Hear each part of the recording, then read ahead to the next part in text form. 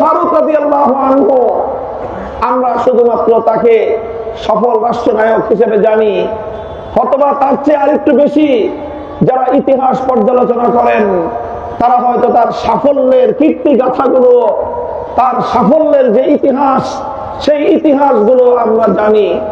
কিন্তু আমরা কয়জন জানি এই সাফল্যের পিছনে রহস্যটা কি ছিল? কিসের ভিত্তিতে খলিফা ওমর এমন সাফল্য অর্জন করেছিলেন? আমি তার ছোট্ট একটা উদ্ধৃতি দিই আপনাদের সম্মুখে। বুখারী শরীফের হাদিসের মধ্যে একটা ওমর ফারুক রাদিয়াল্লাহু আনহুর একটি উদ্ধৃতি বর্ণিত হয়েছে। খলিফা ওমর তার গোটা রাষ্ট্রের খেলাফতের প্রতিটি গভর্নর, রাষ্ট্রের প্রত্যেকজন গুরুত্বপূর্ণ দায়িত্বশীলের নামে একটা রাষ্ট্রীয় ফরমান জারি করেছিলেন। একটা রাষ্ট্রীয় ফরমান খলিফার পক্ষ থেকে সকল গভর্নরদের নামে, সকল শাসকদের নামে, প্রশাসকদের নামে। কি ছিল সেই ওনার পক্ষ থেকে প্রেরিত যেই সার্কুলার, আর যে নির্দেশনার ভাষা কি ছিল?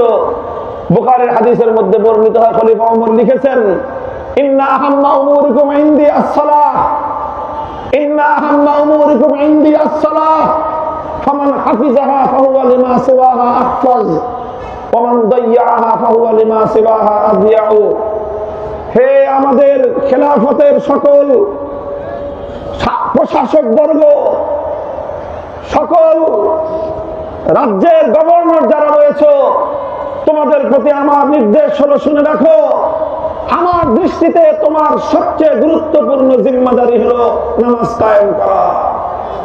ইন্না আহাম্মা উমুরিকুম ইনদি আস-সালাহ, তোমাদের সবচেয়ে গুরুত্বপূর্ণ কাজ হলো আমার কাছে নামাজ কায়েম করা। যেই গভর্নর, যেই প্রশাসক নামাজকে যথাযথভাবে কায়েম করবে, নামাজকে যথাযথভাবে সংরক্ষণ করবে, ফাহুয়া লিমা সিওয়াহা আহফাজু, সে রাষ্ট্রের প্রতিটি দায়িত্ব এর চেয়ে আরো সুচারুরূপে আঞ্জাম দিতে সক্ষম হবে। ওয়ামান দাইয়াহা, ওয়ামান দাইয়াহা, যেই গভর্নর, যেই প্রশাসক, রাষ্ট্রের যেই আমলা নামাজকে ধ্বংস করবে, নামাজকে যথাযথভাবে আঞ্জাম দিবে না, ফাহুয়া লিমা সিওয়াহা আযিয়াউ, যার হাতে নামাজ নষ্ট হবে তার দ্বারা রাষ্ট্রের কোন একটা কাজ সুচারুরূপে আঞ্জাম পেতে পারে না।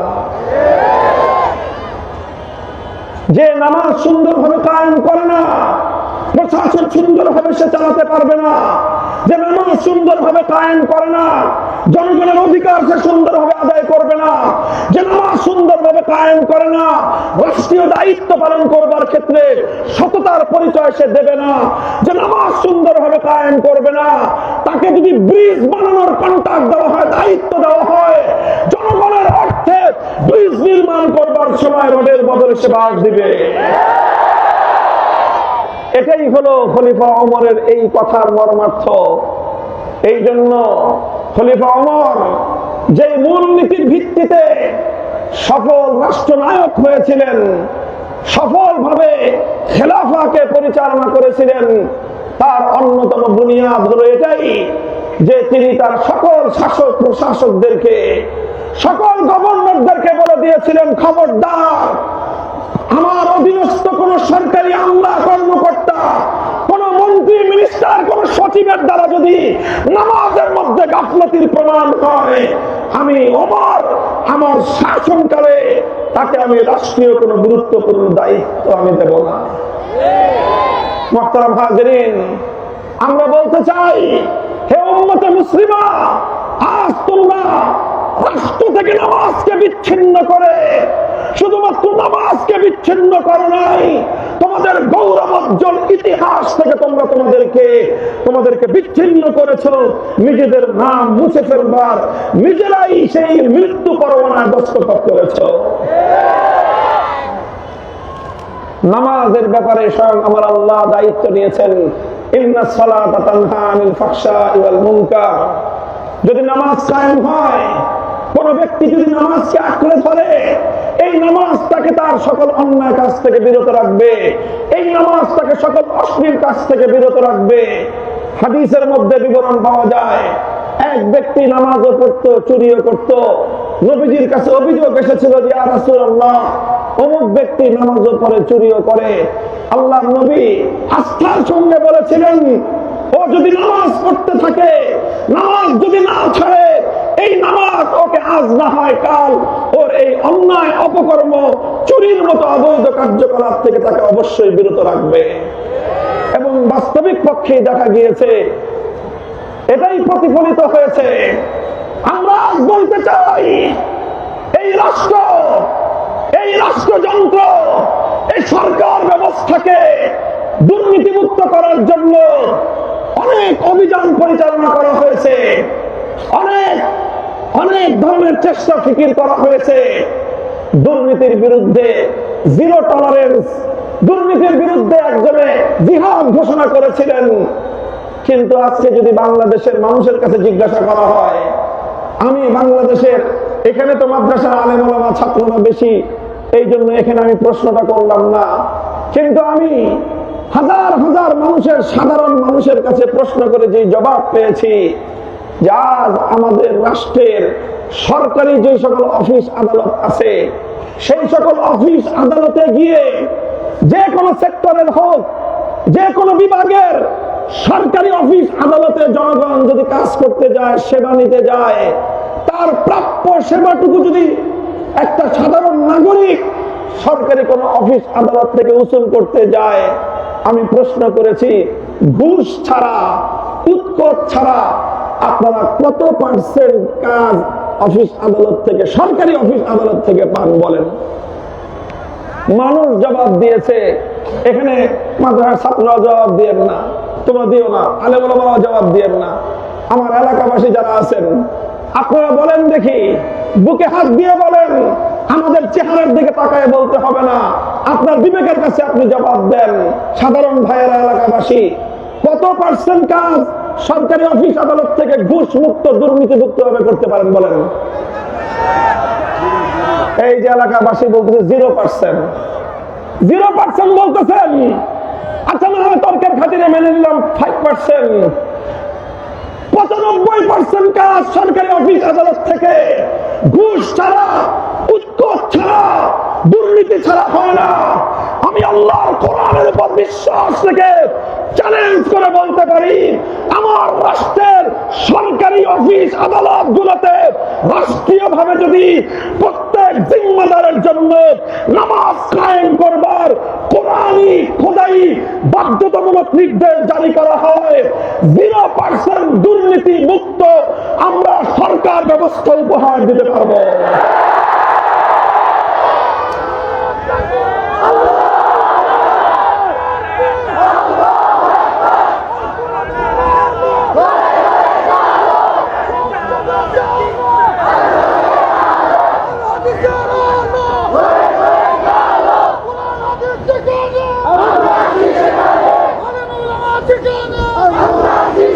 হে মুসলমান, তোমরা তোমাদের দৃষ্টিভঙ্গি বদলাও।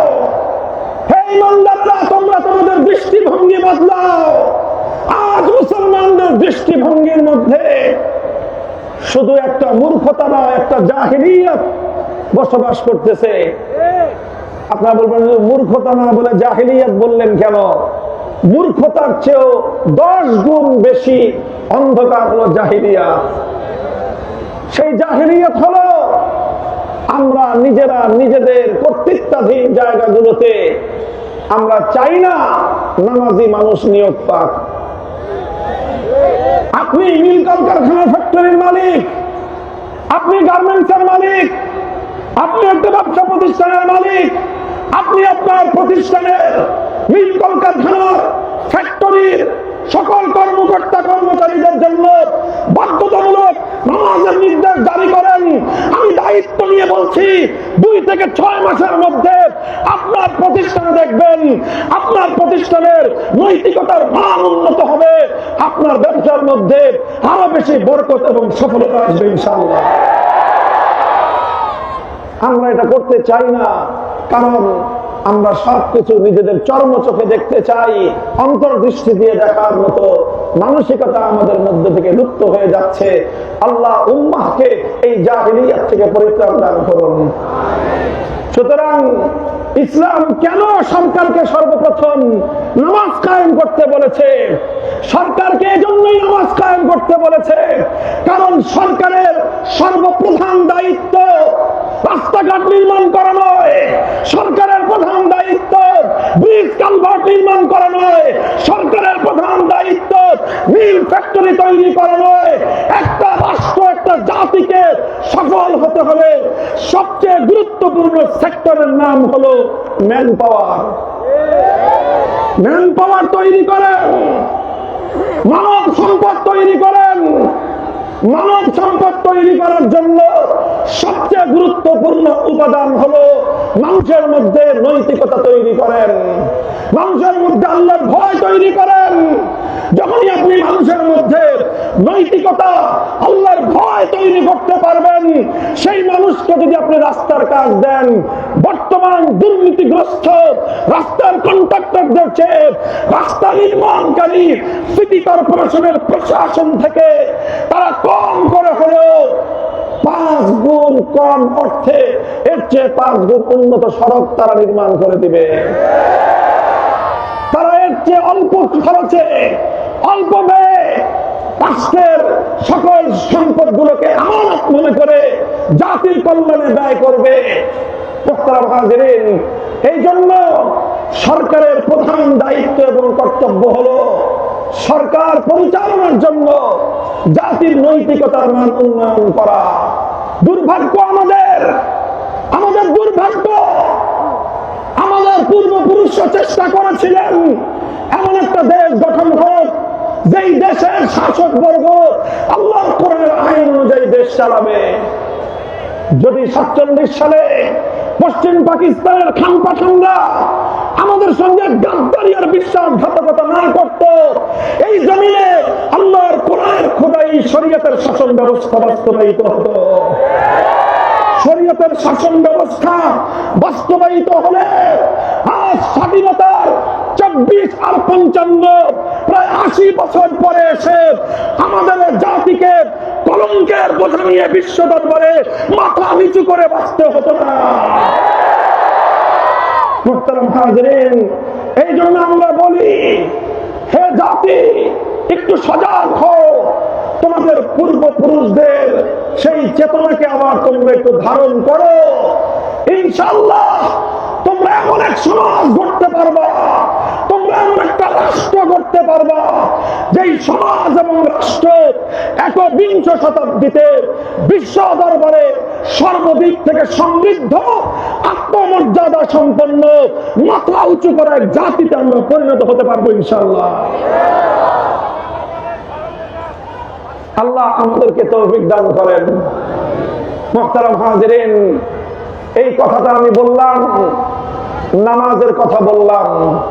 আকামুস সালাত, সালাত কায়েম করা সরকারের সর্বপ্রধান দায়িত্ব এবং কর্তব্য। এবং ইনশাআল্লাহ এই সালাতের মাধ্যমে, নামাজের মাধ্যমে রাষ্ট্রের নাগরিকদের যেমনি ভাবে পরকালীন মুক্তি নিশ্চিত হবে, এই নামাজের মাধ্যমে একটা জাতি, একটা রাষ্ট্রের ইহকালীন সবচেয়ে বড় উন্নতির দ্বার উন্মোচিত হয়ে যাবে ইনশাআল্লাহ। এরপর আল্লাহ দ্বিতীয় নির্দেশনা দিয়েছেন, ওয়াতাউজ যাকাত, যাকাত বাস্তবায়ন করো। যাকাতটাকে এত প্রায়োরিটি দেওয়া হলো কেন? সরকারের অন্য কাজের তুলনায় যাকাত ভিত্তিক অর্থ ব্যবস্থার প্রতি মনোযোগ দেওয়ার জন্য আল কোরআন কেন মুসলিমদেরকে, মুসলিম সরকারদেরকে, মুসলিম রাষ্ট্রনায়কদেরকে কেন গুরুত্ব প্রদান করলো? তার কারণ আমাদেরকে সর্বপ্রথম যাকাতের মূল স্পিরিটটা বুঝতে হবে। যাকাত সম্পর্কে স্বয়ং আল্লাহ রাসূল সাল্লাল্লাহু আলাইহি ওয়াসাল্লামের হাদিস আছে, তুখাযু মিন আগনিয়াইহিম ওয়া তুরাদ্দু আলা ফুকারাইহিম। যাকাতের মূল মন্ত্র হলো এই, ধনীর সম্পদ থেকে গরিবের হিস্সা আদায় করে গরিবকে তার পাওনা বুঝিয়ে দেওয়ার নামই হলো যাকাত। ধনীর সম্পদ থেকে, আবার বলছি বড় লোকের সম্পদ থেকে গরিবের হিস্সা আদায় করে রাষ্ট্রীয় ব্যবস্থাপনায় গরিবের দুয়ারে দুয়ারে তাদের অধিকার পৌঁছে দেওয়ার নামই হলো যাকাত ব্যবস্থা। মুহতারাম হাজিরিন, যাকাত ভিত্তিক অর্থ ব্যবস্থার সবচেয়ে বড় সুফল হলো এই, যেই রাষ্ট্র যাকাত ভিত্তিক ইসলামী অর্থ ব্যবস্থা বাস্তবায়ন করবে সেখানে কোনোদিন বৈষম্য থাকবে না।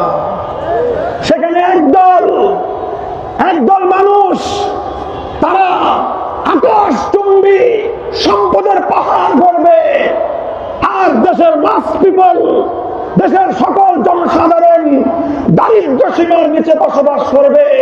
আল্লাহর কসম খেয়ে বলি, কোন রাষ্ট্র জাতি যদি যাকাত ব্যবস্থা বাস্তবায়ন করে সেই জাতির মধ্যে ধনী দরিদ্রের মাঝে আকাশ পাতাল ব্যবধান কোনোদিনও থাকতে পারে না। আজ আমরা এমন এক দেশে বসবাস করি, দুর্ভাগ্য আমাদের, যাকাত গুলো উসুল করা এখন শুধু মাদ্রাসার দায়িত্ব হয়ে গেছে। যাকাতের কথা বলা এখন শুধুমাত্র মসজিদের ইমামদের জিম্মাদারি হয়ে দাঁড়িয়েছে। আর যাকাত আদায় করা এটা শুধুমাত্র হাজী সাহেব দিনদারদের কাজ হয়ে গেছে।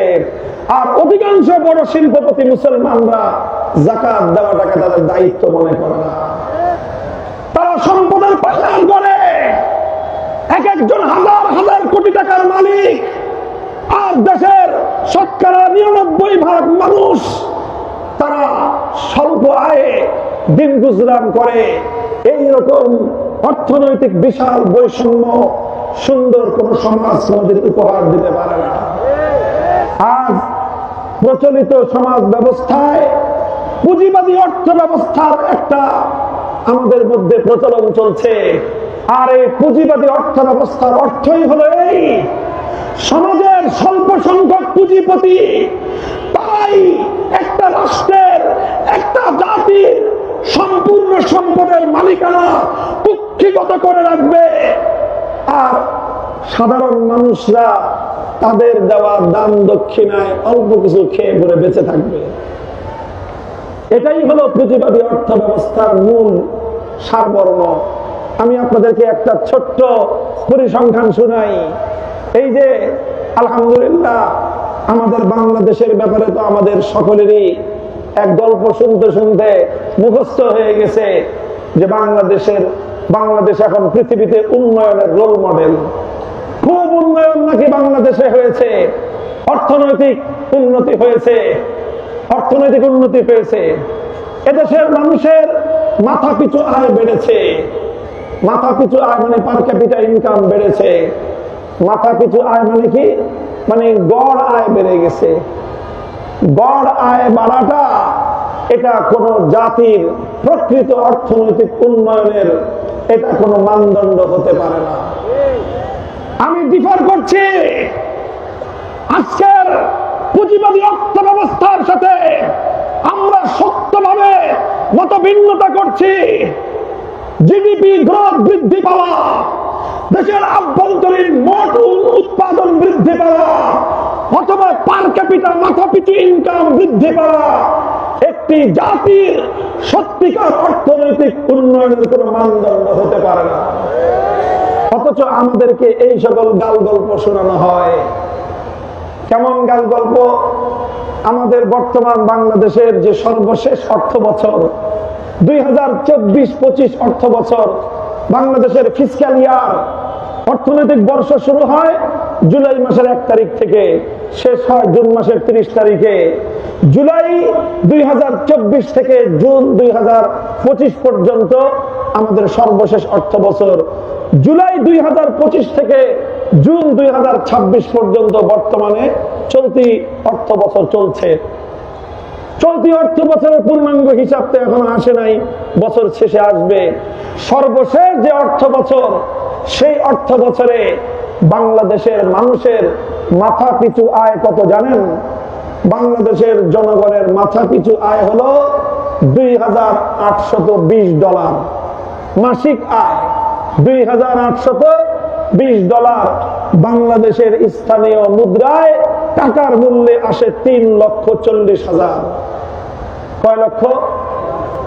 এই যে বিশাল মানুষের জমাজমা, জিজ্ঞাসা করেন এই মানুষগুলোর মধ্যে কয়জন মানুষের ইনকাম মাসে 3,40,000 আছে?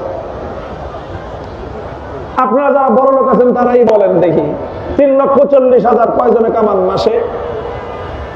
তাহলে বলবেন, তাহলে আমরা দেশে কিন্তু মানুষ কম না, কম করে হলো 18 কোটি মানুষ। 18 কোটি মানুষের প্রত্যেকটা মানুষের মাথা পিছু আয় যদি 3,40,000 টাকা করে হয়ে থাকে মাসে, তাহলে বাংলাদেশের মাসিক মোট আয় কত এটা আপনি কল্পনা করতে পারেন? এবার যোগ দিয়ে দেখেন, পূরণ দিয়ে দেখেন, 18 লক্ষ দিয়ে 3,40,000কে পূরণ দিয়ে দেখেন বাংলাদেশের প্রতি মাসে গড় আয় গোটা জাতির কত দাঁড়ায়? এত আয় কিভাবে হয়? আপনি কামান কয় হাজার? সাধারণ মানুষ যারা দারিদ্র সীমার নিচে বসবাস করে 5-7 হাজার টাকা কামায়, মধ্যবিত্ত মানুষ 20-30 হাজার টাকা কামায়, উচ্চবিত্ত মানুষ হয়তো 1-1.5 লক্ষ টাকা কামায়। তাহলে প্রতিটা মানুষের মাথা পিছু আয় 3,40,000 হতে হলে কি পরিমাণ ইনকাম? সেই ইনকাম লক্ষ লক্ষ মানুষ করে না, সেই ইনকাম করে গুটি কতেক মানুষ। অল্প কয়েকজন মানুষের এই পরিমাণ ইনকাম যে আমাদের বাকিদের 5,000, 15,000, 20,000, 1 লাখ এই সবটাকে গড়ে 3,40,000-এ পরিণত করতে হলে সেই হাতে গোনা অল্প কিছু মানুষের ইনকাম কি পরিমাণ হওয়া লাগে এবার চিন্তা করে দেখেন। এর মাধ্যমে কি হয়? এর মাধ্যমে সমাজে অর্থনৈতিক বৈষম্য তৈরি হয়, দুনিয়ার দরিদ্রের মধ্যে আকাশ পাতালের ব্যবধান তৈরি হয়। যারা পুঁজিপতি হাজার হাজার নয় লক্ষ লক্ষ কোটি টাকা তারা ইনকাম করে, সাধারণ মানুষ তারা তাদের নিত্য প্রয়োজন স্বার্থে তাদের গলদঘর্ম হতে হয়, মাথার ঘাম পায়ে ফেলে অর্থ উপার্জন করতে পারে না, দারিদ্র সীমার নিচে বসবাস করে আজ আমাদের দেশের মানুষ। কথা বলেন ঠিক না বেঠিক? মুহতারাম হাজিরিন, এই জায়গাটায় আমি আমার সাধারণ জনগণকে একটু কথাটা বোঝানোর চেষ্টা করতেছি। কোরআন হাদিসের এলেমের পাশাপাশি আমি আবার আপনাদের এই অর্থনীতি নিয়ে একটু পড়াশোনা করার সুযোগ পেয়েছি। অর্থনীতিতে অনার্স করেছি, মাস্টার্সও করেছি। অর্থনীতির এই সকল ফাঁক ফোকর কিছুটা আমাদের জানা আছে। এই যে হিসাব, পার ক্যাপিটা ইনকামের হিসাব, জিডিপি গ্রোথ ডেভেলপমেন্টের যে হিসাব, এটা জাতির সঙ্গে প্রতারণা ধোঁকাবাজি ছাড়া কিছুই নয়। বলবেন কেমন ধোঁকাবাজি? আমি একটা দৃষ্টান্ত দেই, একটা গল্পের মাধ্যমে। এক বেটা গেছে শুট বুট কোট পরে, শুটেড বুটেড কোটেড হয়ে রাস্তা দিয়ে চলছে। চলতে চলতে সে এক জায়গায় এসে উপনীত হয়েছে, সেখানে একটা খাল। কি একটা? এখন এসে চিন্তা করতেছে যে এই খালটা কি পার হওয়া যাবে কি যাবে না, যাবে কি যাবে না। তো পাশে একজন কৃষক কাজ করতেছে ক্ষেতের মধ্যে। এই কৃষক, চাষা ভুষে দিকে আসো, এই খাল কি পার হওয়া যাবে? এখানে আমার ঠাই হবে? তো চাষা বলে যে না না, এই খালের অনেক পানি, পার হতে পারবেন না। তখন বলে অনেক পানি, তুমি জানলা কেমনে? তুমি কি অর্থনীতির হিসাব নিকাশ জানো? তুমি কি অঙ্কের হিসাব নিকাশ জানো? কয় না, আমি অত কিছু জানি না, আমি জানি খালি পার হইতে পারবেন না। তোমার ওই জানা দিয়ে হবে না, আমি সিস্টেম শিখাই তোমাকে। কি সিস্টেম শিখাইবেন? কয় তুমি এই খালের পানি মাপো। মাঝখানে মাপলো, কয় হাত? বলে 5 হাত। এবার ওই পারে মাপো, ওই পারে একটু মাপছে, কয় হাত? বলে 1 হাত। এই পারে মাপো, মাপছে, এই পারেও কয় হাত? কয় 1 হাত। এবার দেখো নিয়ম হলো 3 জায়গা থেকে তুমি স্যাম্পল নিছো, এবার এই 3 স্যাম্পলকে যোগ দাও, 5 যোগ 1 যোগ 1 কত হলো? 7। এবার এই 7কে তুমি 3 দিয়ে ভাগ দাও, গড় করো। 7কে 3 দিয়ে ভাগ দেওয়ার পরে দাঁড়াইছে 2.25 একটু বেশি। তার মানে এই খালের মধ্যে গড় পানি আছে 2.25 হাত। এখন সে তার নিজের পায়ের থেকে মাপে, দেখে যে 2.25 হাত, হাঁটু পর্যন্ত। বেটা, জ্ঞান অর্জন করলি না, মূর্খতার অন্ধকারে বসে থাকলি। এই খালের মধ্যে 2.25 হাত পানি আছে গড়ে, সুতরাং খাল পাড়ি দেওয়া কোনো ব্যাপারই না। এখন বলেন, অঙ্কের হিসাবের মার পেছে 2.25 হাত পানি গড় হিসাব বের করে যদি এবার খাল পাড়ি দেওয়া শুরু করে, খালের মধ্যখানে গিয়ে এই বেটা মরবে না বাঁচবে? কেন মরবে? গড় পানি তো 2.25 হাত। ভাই, গড় পানি তোমার 2.25 হাত থাকো, পানি এত গড়ের হিসাব বুঝে না। খালের মধ্যখানে 5 হাত পানিতে তোমার ঠাই হবে না, পানির মধ্যে ডুবে চুদনি খেয়ে তোমাকে করুণ পরিণামের শিকার হওয়া লাগবে। আজ আমাদেরকে গড় হিসাব শোনানো হয়, উন্নয়নের গাল গল্প শোনানো হয়। আমার দেশের সাধারণ মানুষকে 3,40,000 টাকা মাসিক গড় ইনকামের হিসাব শোনানো হয়। এই 3,40,000 গড় হিসাব হয় কেমনে জানেন? অর্থনীতিতে আমরা আরেকটা কথা পড়েছি, এটা শুনলে আপনি আশ্চর্যান্বিত হয়ে যাবেন। পুঁজিবাদী অর্থ ব্যবস্থার যে অর্থনীতি, ইকোনমিক্সের যে সাবজেক্ট আছে, সেখানে কেউ যদি চুরি করে টাকা কামাই করে, এটাকেও ইনকামের মধ্যে দেখানো যায়। কেউ যদি দুর্নীতি করে টাকা কামাই করে, এটাও তার ইনকামের মধ্যে আসে। এবার দুয়ে দুয়ে মিলান, 4 মিলে যাবে। বাংলাদেশের পার ক্যাপিটা ইনকাম এত বাড়ে কেমনে? এত বাড়ে এইভাবে যে 18 কোটি মানুষের যাবতীয় সম্পদ 18 জন মানুষ চুরি করে খায়। 18 কোটি মানুষের মাথার ঘাম পায়ে ফেলানো ট্যাক্সের পয়সা দিয়ে তিল তিল করে রাষ্ট্রের যে সম্পদ জমা হয়, সেই সম্পদ ডিজিটাল কায়দায় কেন্দ্রীয় ব্যাংক থেকে কলমের খোঁচা দিয়ে চুরি করে নিয়ে যায়। 18 কোটি মানুষের কষ্টার্জিত সম্পদ চুরি করে, দুর্নীতি করে অল্প কিছু মানুষ লক্ষ কোটি টাকার মালিক হয়। আর এইভাবেই তাদের ইনকাম গড় করলে সবার ইনকাম 3,40,000 হয়ে যায়। বলবেন উপায় কি? ভাই, মুক্তির একটাই উপায়, কাইলা ইয়াকুনা দুলাতান বাইনাল আগনিয়াই মিনকুম, কাইলা ইয়াকুনা দুলাতান বাইনাল আগনিয়াই মিনকুম। আল্লাহর কোরআনের অর্থ ব্যবস্থার মূল নীতি হলো এই। ওলামায়ে কেরাম, ছাত্র জনতা কান খাড়া করে শুনে রাখো, মুসলমানরা সারা বিশ্ব শাসন করেছে, ইনসাফের শাসন উপহার দিয়েছে, ধর্ম বর্ণ নির্বিশেষে প্রতিটি মানুষকে তার অধিকার নিশ্চিত করেছিল। যেই সকল মূলনীতির উপর ভিত্তি করে আল কোরআনের তেমন একটি কালজয়ী মূলনীতির নাম হলো কাইলা ইয়াকুনা দুলাতান বাইনাল আগনিয়াই মিনকুম। সম্পদ কোন শ্রেণী বিশেষের কাছে কুক্ষিগত হতে দেওয়া যাবে না। শ্রেণী বিশেষের কাছে সম্পদ কুক্ষিগত হতে দেওয়া যাবে না। ইসলামের নীতি হলো ইন্না ফিল মালিল হাক্কান সিওয়াজ যাকাত। আমরা যারা মনে করি শুধু যাকাতই দিতে হয়, সম্পদে বুঝি আর কিছু দিতে হয় না, এটা আমাদের যথাযথ জ্ঞান নয়। বরং পূর্ণাঙ্গ ইনফরমেশন হলো এই, ফুল ইনফরমেশন হলো এই, যেই দেশের মানুষ না খেয়ে মারা যাবে, যেই জনপদের মানুষ তারা মৌলিক প্রয়োজন পূরণ করতে ব্যর্থ হবে, যেই জনপদের একজন রিকশাওয়ালা তার সন্তানের মুখের প্রয়োজনীয় আহার তুলে দিতে পারবে না, যেই সমাজের একজন কুলি মজুর তার বৃদ্ধ মায়ের চিকিৎসা করতে পারবে না, যেই সমাজের একজন মানুষ তার অসুস্থ স্ত্রীর ডেলিভারির সেই চিকিৎসার খরচ জোটাতে পারবে না, সেই জনপদে যেই বেটা 3টা প্রাগো গাড়ি হাঁকাবে, যার 10 তলা 10টা বাড়ি থাকবে, সেই বাড়ি প্রাগো গাড়ি বিক্রি করে গরিবের চিকিৎসা এবং তার দৈনন্দিন জীবন বাঁচানোর ব্যবস্থা করা রাষ্ট্রের জিম্মেদারি।